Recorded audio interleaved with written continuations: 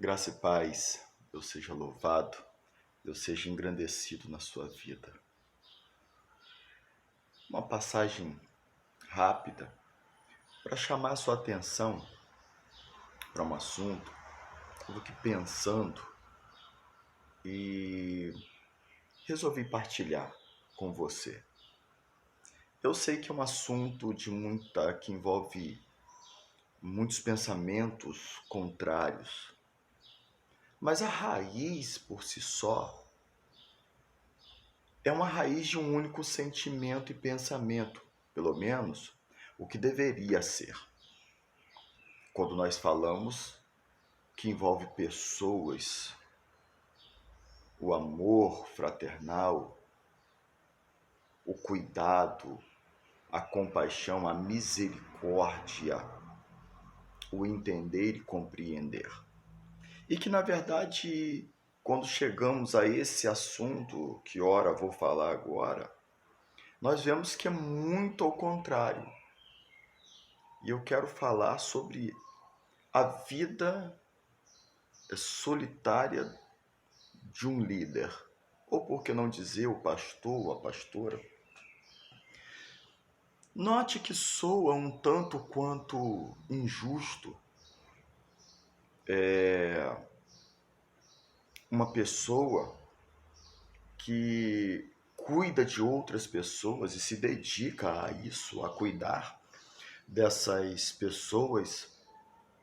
E é interessante que a própria Bíblia ela vai chamar a atenção, até mesmo em Hebreus fala sobre isso, no capítulo de número 13, o versículo 17, que chama a atenção, até mesmo de um grupo, né, que fala, Hebreus 13, 17 vai dizer assim: obedeceis aos vossos pastores, sujeitai-vos a eles. Mas por que sujeitai-vos a eles?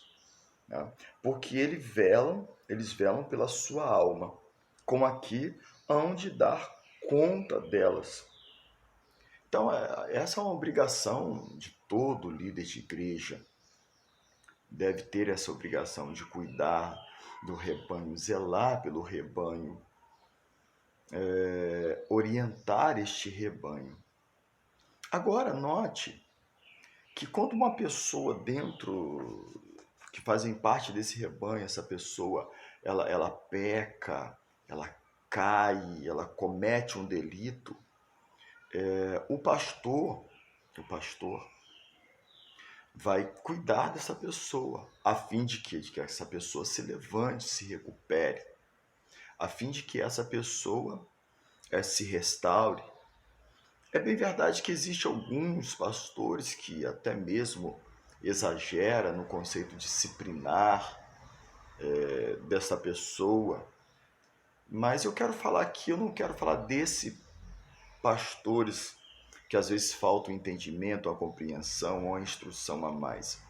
Eu quero falar do conceito de que quando essa pessoa ela, ela comete um delito, esse pastor vai cuidar dessa pessoa, a fim de que essa pessoa se recupere. E às vezes isso acontece ao longo da trajetória aí ministerial, pastoral, de liderança, com uma pessoa, com a outra pessoa, os muitos gabinetes que são feitos, os muitos segredos que são guardados, 7 chaves, confidenciais.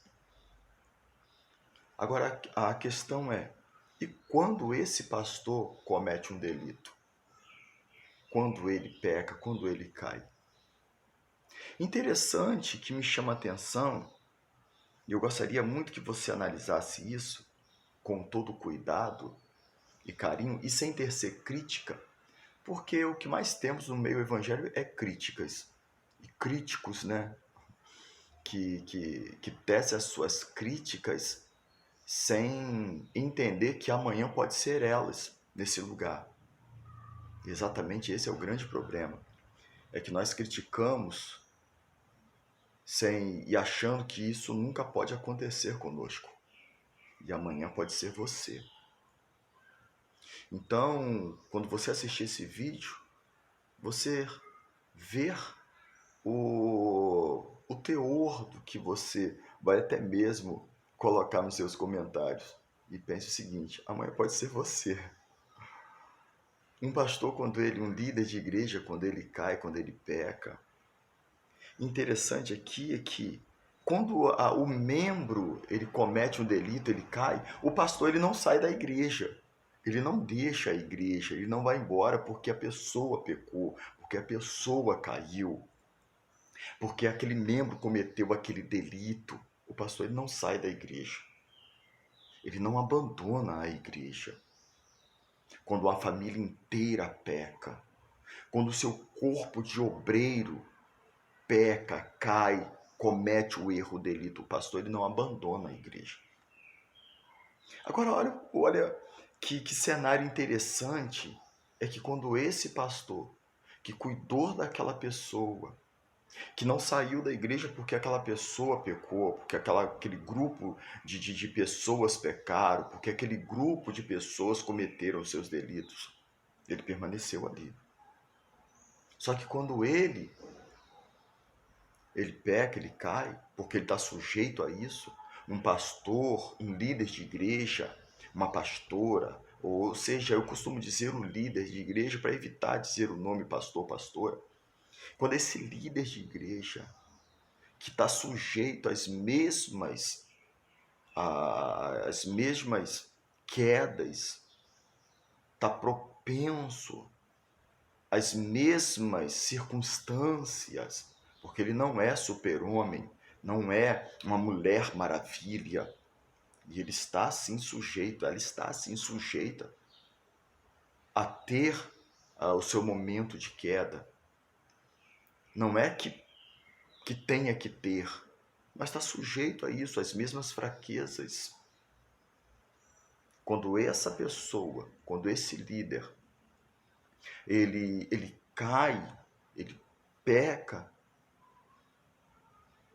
quem ele cuidou, a igreja que ele cuidou, o povo que ele está cuidando, é o povo que agora não irá cuidar dele, não irá tratar das feridas dele, não irá tratar da pessoa dele, muito pelo contrário. Ele não saiu da igreja porque você caiu. Ele não virou as costas para a igreja quando você, a sua família, ou obreiros, ou o obreiro caiu e pecou. Eu não entendo por que é que a igreja, os membros saem da igreja somente porque o pastor cometeu um erro. Primeiro ponto, eu quero destacar que você segue Cristo e não um pastor. E o segundo ponto é que a gente precisa entender, porque em 1 João vai dizer o seguinte, 1 João 3,11, vai dizer o seguinte: porque esta é a mensagem que ouviste desde o princípio, que nos amemos uns aos outros. A mesma mensagem vai estar em João 15,12, vai estar em 1 Pedro 4,8. Essa mensagem do amar um ao outro, cuidar um do outro. Essa mensagem parece que só vale pro pastor, de cuidar um do outro, do zelar um do outro. Só vale do pastor para o membro. Quando o pastor precisa que o membro viva isso e retribui isso a ele, ele não tem isso. Os membros vão embora, saem da igreja, vira as costas para aquele que cuidou deles, que zelou pela vida deles. Virou as costas e vão embora. Coisa que ele não fez quando você pecou. Coisa que ele não fez quando você caiu, quando a sua família caiu, quando o obreiro caiu. Quando o motim foi feito, ele perdoou o motim e não saiu da igreja. A pergunta é, por que você sai da igreja quando o seu pastor peca ou cometeu um delito? Por que essa igreja não ficou ou não fica para cuidar desse pastor? Entendendo que ele está sujeito às mesmas fraquezas. Não que seja justificável cair, mas todos estão propensos às mesmas coisas. Pare e pense. Vê se é justo todo membro sair da igreja, a ponto até mesmo dessa igreja fechar, e abandonar o pastor porque ele cometeu um delito. E ele não saiu porque você cometeu os seus delitos. Nós precisamos aprender a amar uns aos outros. Precisamos aprender a entender a fraqueza uns dos outros. Precisamos entender, a compreender que o líder de uma igreja, ele tem a tarefa de cuidar e de zelar. Mas o membro também tem a obrigação de cuidar desse líder, de zelar por esse líder. E quando na falha, na queda dele, não virar as costas, ficar e cuidar, para que ele se recupere, se restaure. Você está entendendo? Isso é amar um ao outro. Isso é cuidar um do outro. O amor é mútuo dentro de uma igreja. O amor não é só do pastor, do líder para com o rebanho, para com os liderados, para com o corpo de obreiros. Não. O mesmo amor também tem que ser desse corpo de obreiros, esse corpo de membros para com esse líder. Então, esse pensamento de virar as costas, ir embora, porque o líder cometeu um delito, está muito fora do amar um ao outro, cuidar um do outro. E lembre-se que esse líder não virou as costas quando você pecou, ou quando a igreja cometeu seus erros.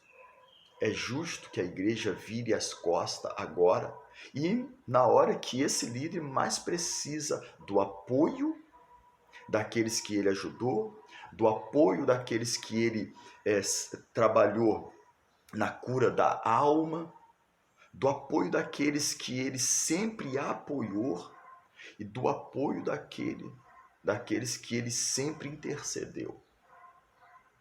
É justo que esses agora saiam e vire as costas para essa pessoa, para esse líder, neste momento. Por que não apoiá-lo? Apoiar a pessoa, não estou dizendo apoiar o erro, mas apoiar a pessoa, o ser humano. Cuidando desse ser humano. Uma igreja não precisa fechar porque o líder dessa igreja cometeu um erro. A igreja não precisa fechar. Se essa igreja for realmente uma igreja de pessoas que amam uns aos outros, ela vai sobressair e ela vai superar e ela vai prevalecer em meio a essas dificuldades.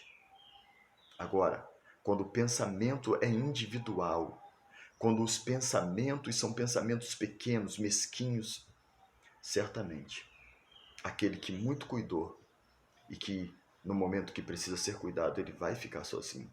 É o que mais nós vemos hoje. Infelizmente, é o que nós mais vemos hoje. É pastores, líderes de igreja ficando sozinhos no momento em que eles mais precisavam de ter o abraço, o apoio da sua igreja, daqueles que ele muito cuidou. Deus abençoe a tua vida. Deus abençoe a tua casa. Deus abençoe a tua chamada. Pense nisso. Amais uns aos outros. Isso vale para líder, mas vale para você também, membro de igreja. Um abraço.